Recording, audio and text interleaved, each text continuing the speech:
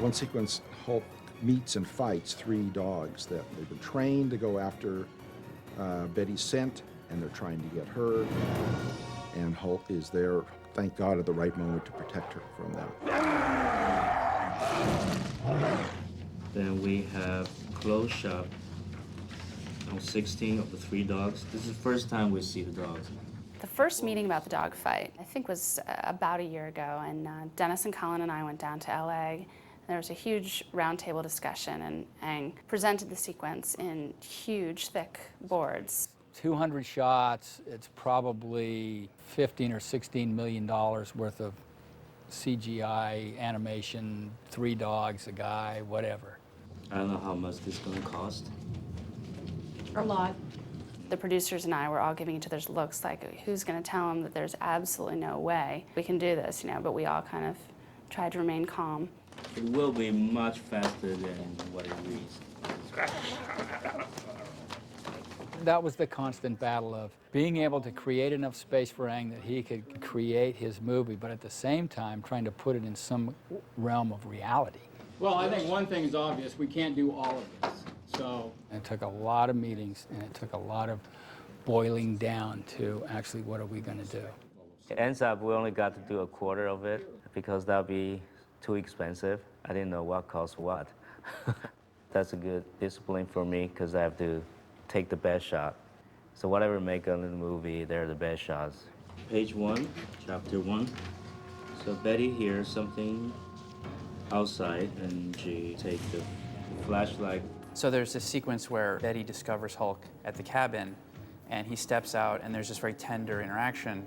And to establish the eye lines, they have this like pole that looks like, you know, what you'd skim a pool with, you know, it's like retractable kind of pole, and they've got this cardboard cutout, literally cardboard cutout, of a Hulk head. And some guy stands around with this head on a stick, you know, and says, okay, well, at this point it's that high, and then it's here, and so they do that, and it's for me to kind of get a reference of where it's gonna be. And then I don't even have that, then they take that away when we shoot, you know.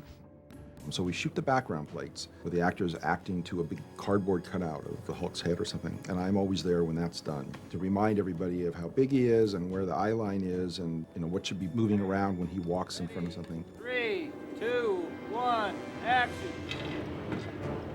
And then being on wires and, okay, the Hulk's picking you up. So, but in real life, what's happening is I'm standing there doing sort of mime 101, you know, going like, Hulk's picking me up now, and, you know. That was partially done as keyframe animation, partially based on video reference, and partially done based on motion capture of Ang. And action! Ang enjoyed being in the motion capture suit and enjoyed being the Hulk. So when he felt that he wasn't getting what he really wanted and he couldn't express it, he would get in the motion capture suit and go, this is what he should do, you know, sort of.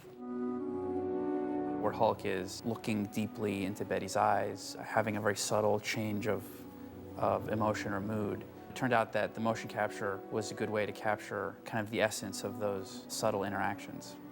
It's very hard, for some reason, to bring the realism of how he moves, the physics. So we need some kind of blueprint. The quickest way to do it is me putting on a suit.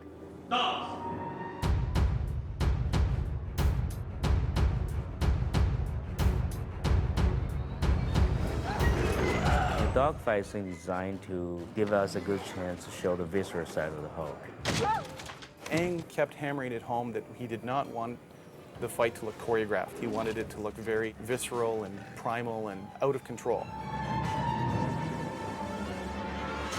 We just poured over reference tapes of dogs attacking each other. We noticed very quickly that there's a randomness and a messiness to the animals that we were wondering if there's any other way we could capture it.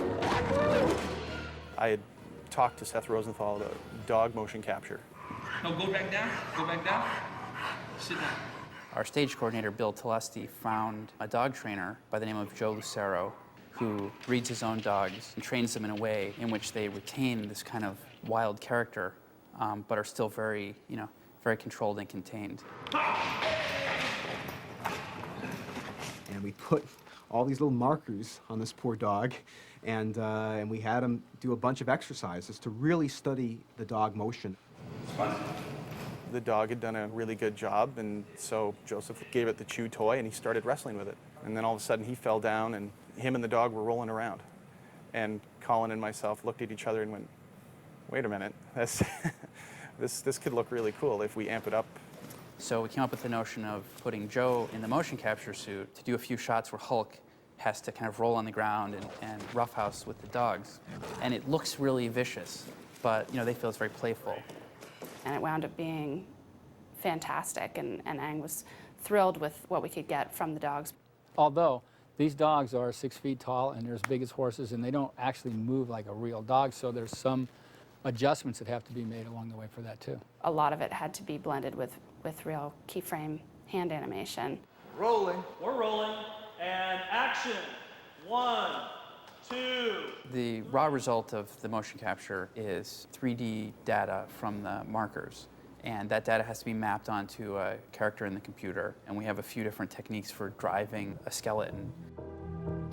Once we turn the mocap data over to the animators, they have a whole host of tricks that they use to make the shots look good.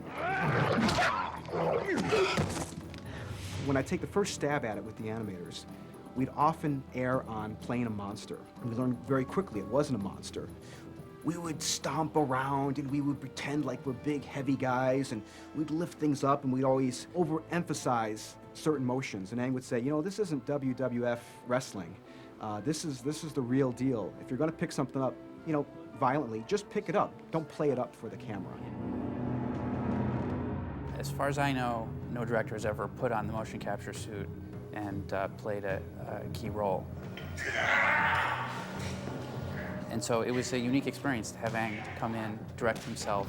He's very intense. He gave a lot of performances where he would just explode with the rage of the Hulk. Sometimes we were a little startled by just by his intensity.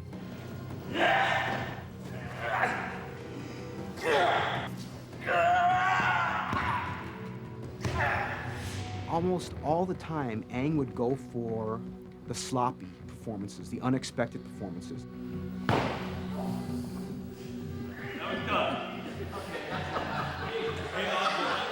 Anytime things were overly clean, he would say, no, that looks like animation.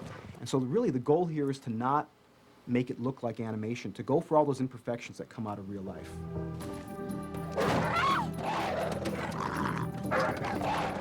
We're trying to get distinct personalities out of each dog. We have Lily, the poodle. She's the leader, and she's kind of fidgety and very hyper, very on edge. We have a giant mastiff. He's very bear-like and very thick in the way he moves. And then we have Sammy, the pit bull, and he's very lion-like. He's all about his jaw. So in addition to getting realistic dog movement, we're also trying to make sure they're not just simply generic dogs. We want to come to the theater to see something supernatural.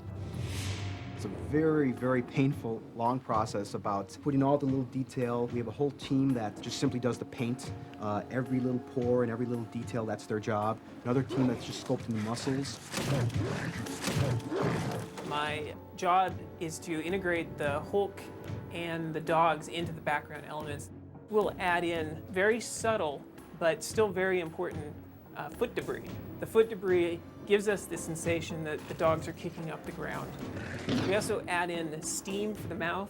In the dogfight sequence, it's supposed to be really cold. And one of the more complicated aspects of the dogs is the drool. The funny thing about drool is every once in a while you get interesting results. This is drool that's a little too gooey, and this is tinsel teeth. And then this is the final render of the drool, which turned out quite nice. These are a few of the more complex creatures that have gone through the ILM fur pipeline. The poodle, for example, has 1.5 million hairs. That's a rough sketch. How long do you think the sequence lasts? I don't know. I think the flavor of what he originally wanted is still there. It's just a little bit shorter. I had the greatest time in my life making a movie with this island people. And as a result, we have Hulk fighting the 3 Hulk dog scene. As visceral, as terrifying as we can imagine, and it's very satisfying. It's like, it's like watching Monster Truck, kind of fun.